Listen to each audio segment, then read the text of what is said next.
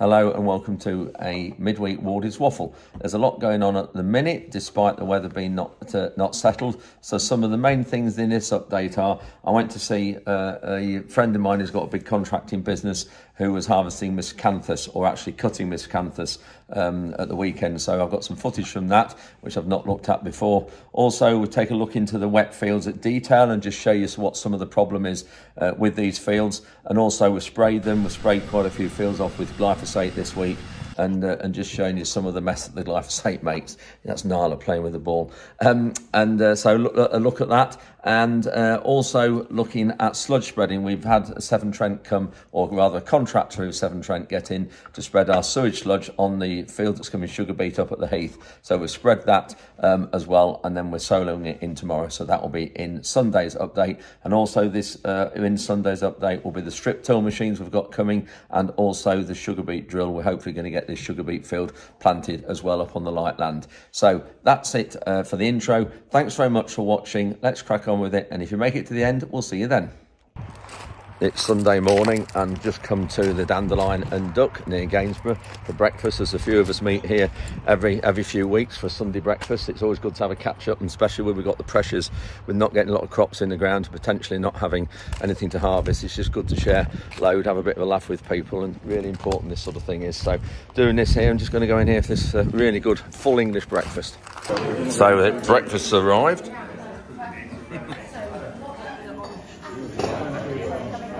Look at that. Great to have a catch up with everybody. I broke it. I brought these a few weeks ago. Look at that. No, it's good. I don't want. It's really windy here at the minute, so I have my muffled microphone, so I hope it's cutting out all the wind. I've come to one of my neighbours' fields, and they've got another friend of mine who's a contractor has come with a forage harvester here cutting miscanthus. It is a woody type of crop, and it was put in a few years ago, and it just comes every year. So you harvest it and put it into rows, and then it's baled up, and another friend of mine comes and bales it. And funny enough, I was out with Andy and Alex last night, and they said that Alex wakes up to me on a Sunday morning on the TV in bed, which is great. I've heard a few wives say that actually. Anyway, enough of that one. This is a family show, yeah.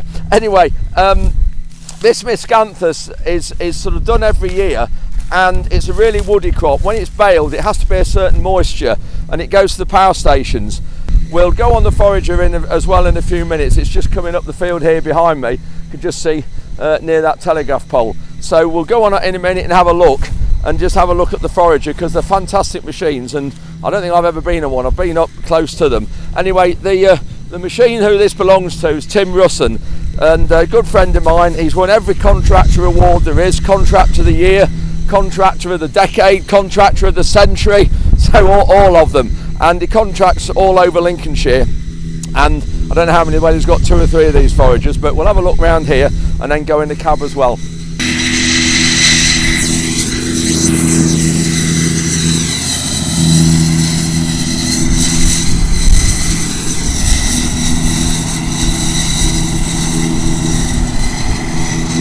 See, I'm surprised this field's not wetter than this, because it's on really heavy clay soil. But when you look here, it is just like straw, but it's really coarse, brittle, hard straw, really sharp. It's nearly like bamboo canes.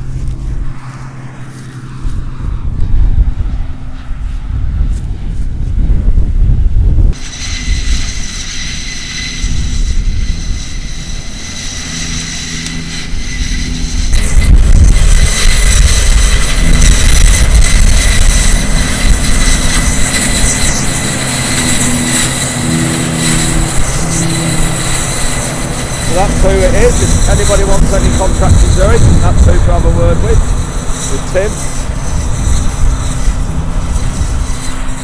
So we'll go and have a look in the cross. Not Nala.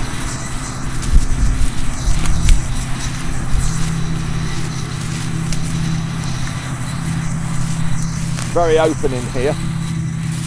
I don't know how long this lasts, the crop, once you put it down, whether you then need to replant it after so many years. I'm not really too sure about this. I haven't had anything to do with this crop before.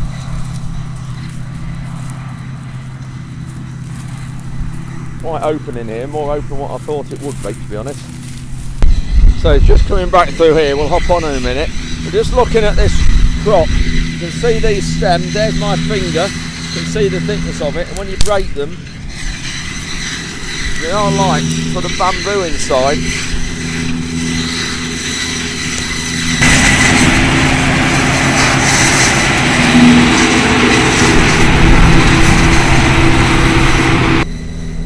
So we've got in the cab now. You can see the header cutting it down there.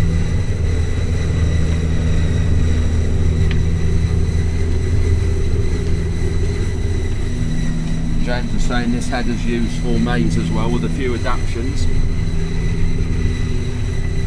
But it's a 2021. It's an 880 Jaguar. It's what? It's an 880 Jaguar. Oh, 880 Jaguar. See the controls there. And it's on GPS, that's the Trimble screen. Similar in a way to a combine cab, some of the things.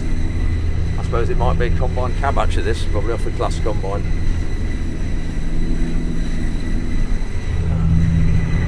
And that's the spout folded back that's normally used when it's used for foraging.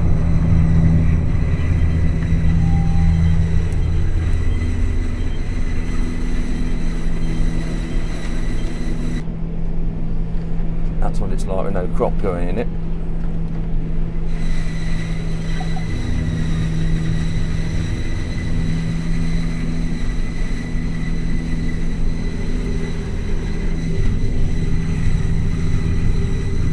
So that's how they go in the cab. You can see the knives going around. That's cutting it.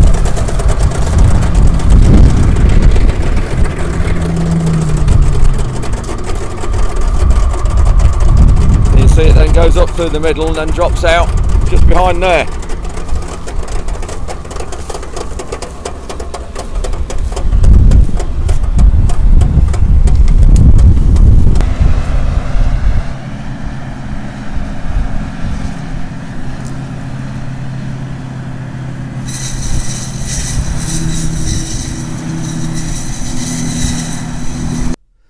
Crikey, so that was a bit windy outside. Just looking at this screenshot, you can just see it's 41 miles an hour wind at the minute, so I hope you've been able to hear me all right.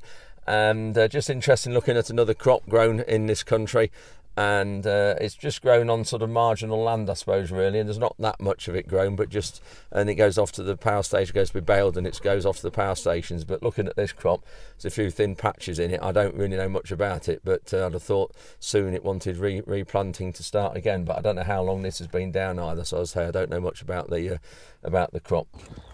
It's Monday morning and just having a walk out across one of our fields that we are planning on having sugar beet in. Well, I say planning, we will be having sugar beet in here, but just wondering what to do cultivation wise with it, because it's gone absolutely solid. There is still wet patches in it. I'll just show you the dilemma. So when you look, you can just see now these areas where it's light like this has been water stood there. This is why it's cracked like that. But you've got a bit of friable surface on there, but it's gone so solid, and we have to move this and pull this up to get it to dry. You can just see how hard it is. Oh, there. And it's just wet. Here we go. That's wet underneath there. Look at that. This is the trouble we've got. Oh dear. We need it spraying as well. You can see broadleaf weeds all growing there. There's a clump of blackgrass. That would, yeah, look at that. That would go, if we didn't do anything with that, that would grow into a massive plant with about 20 stems on, and there'd be probably 500 seeds in each stem. Massive problem. One plant causes and drops seed. It's unbelievable. So here, this darker line, just along here, this is where we dragged on the frost, probably early January, because it was starting to stand water and compacted, and it's actually done a good job here. Bit more friable, you can see, actually. Still solid. Wet underneath there. But that's the trouble with strong land, having soils with high clay content and spring crops. Just show you one little area there that I've seen. Look at that, you can see that glistening wet. Look there, look. Look at that. That's the trouble with it. The problem with farming today, you need so many different machines to cope with every eventuality. But sometimes you have a machine that you use 1 year and you might use it for 3 or 4 more years, but you have to keep it in the back of the shed. And just for years like this, when you really, there's no option but to use that machine. Some older machines actually do as good a job as some newer machines. So we're just spraying one of these fields that you've just seen in the video early on, that's coming sugar beet. You can see all the rubbish around the outside, why we need to spray it with glyphosate. So this is Roundup, if you're not sure of the chemical names.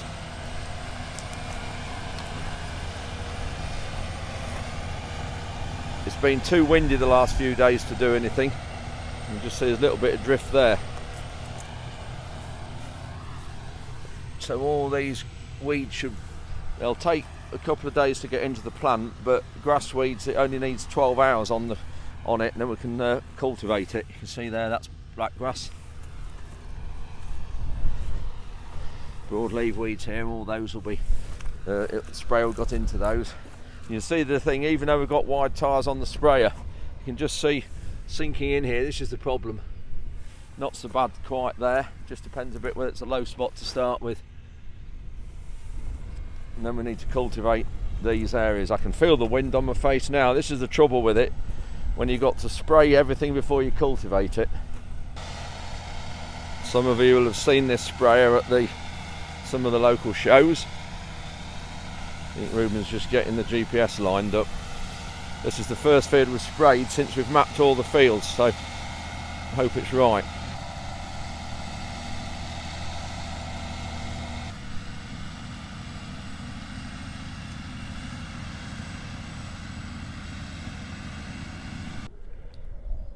You can maybe just see in the distance, the right hand boom's not all spraying, and then the second there'll be a section switch off just behind the sprayer. There we go. And that's because he's now running into the area that he sprayed when he went round the outsides of the fields. There'll be another section there just gone off.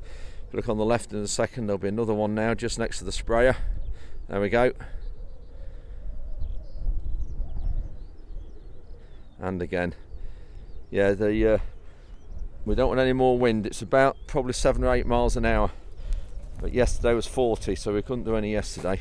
You can see here all these broadleaf weeds. These will be Roundup, we'll get into there, which will be good. So I've just come to the corner of the field that Ruben's just done, and this is the problem we've got. When you look, I'm getting laid down on my knees now. Look how deep that rut is. This is the problem with all these areas. It's because it's so wet underneath on this clay soils. Just been once round and look here. Dear oh dear.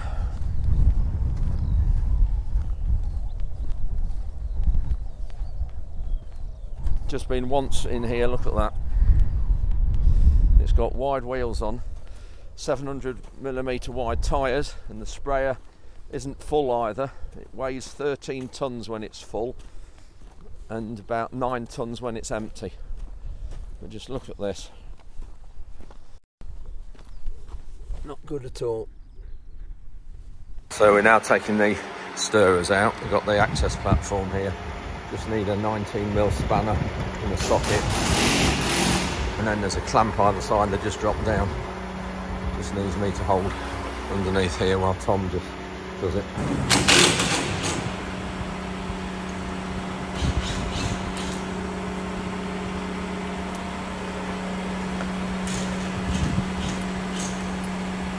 Some of them are a bit tighter in holding the clamps than others.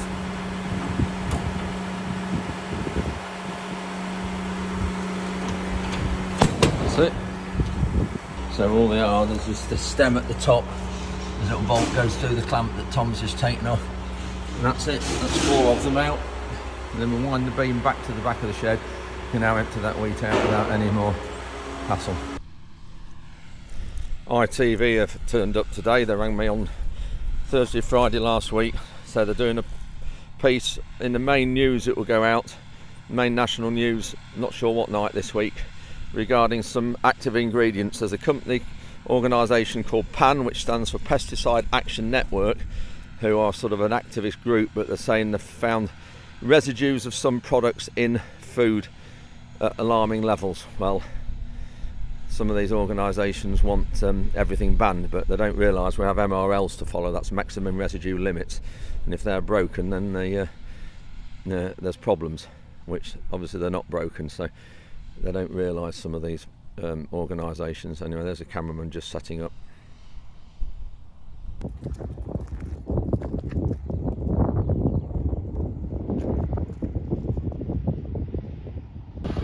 See, it folds alongside and drops down onto the boot supports.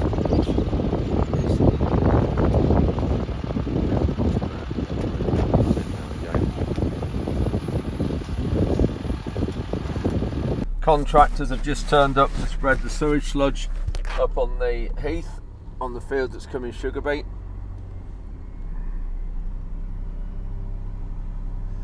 These contractors have come from Doncaster, and it's part of the service we have with Severn Trent.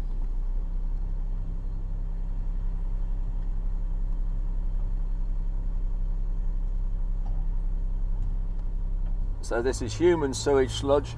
You can see it's got a bit of a crust on it,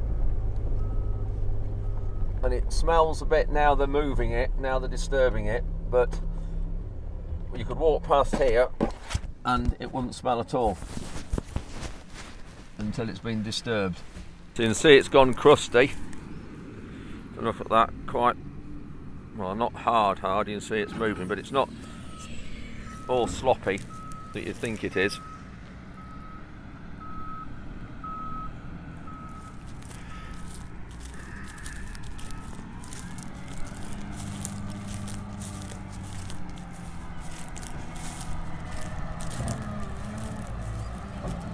So this sewage sludge, it comes from Severn Trent. This comes from their treatment works at Stoke Bardoff near Nottingham, and we apply it to, or they apply it to around about 17 tonnes per hectare, and that 17 tonnes per hectare will give it will give around about, I think, 180 kilograms a hectare of nitrogen, but there's only 25 kilograms a hectare of that is available in year 1.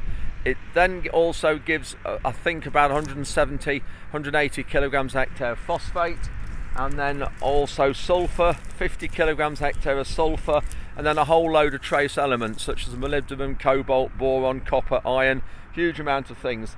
And it's all tested for heavy metals, and everything's all done properly at the treatment works. And it's a really good product. We've been using it a number of years, and it's actually really good for organic matter, because it there's a lot of goodness in it that helps the organic matter content in the soil, and we've actually managed to rise our organic matter levels in these soils by putting a lot of straw back in, so not baling the straw, and then by putting the sewage sludge in. It really does help a lot. And so this field's coming sugar beet, and we'll incorporate this with the solo that you'll see a bit later.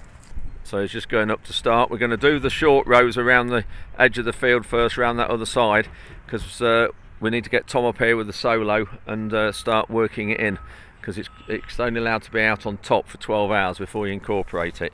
You can see the soil, what we've got here, a lot of stone. It's typical Lincolnshire heathland. Free draining, there's your stone. Not wet at all. It'll be a bit sticky underneath, but you can see there all the goodness in there. Compared to the bottomland that you've just seen, it's on this our clay land you've just seen us trying to deal something to do with in the sprayer. It's not like that at all. Anyway, it's loading the other spreader up now.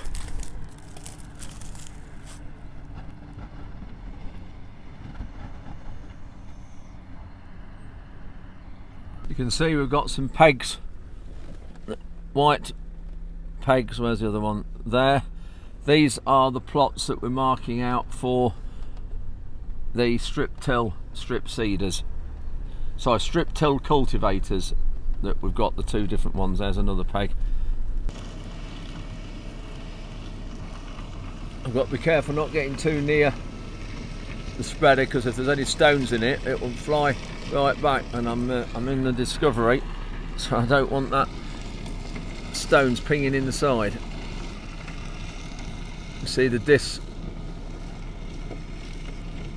flying it out at the back, going really slow. So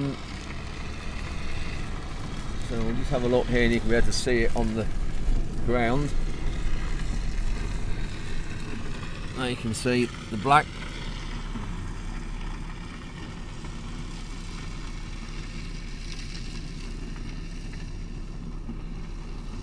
And you can see how far it's spreading it.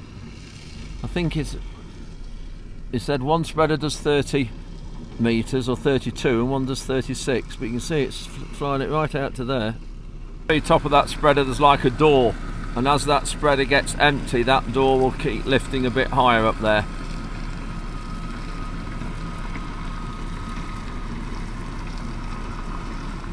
I've just helped Ruben fill up with Roundup, glyphosate, just going to spray some of the land off that was going to be drilled with the capital beans. They're not going to be drilled for another month, maybe a bit more, but they're so big, the rubbish is, we need to get it all killed off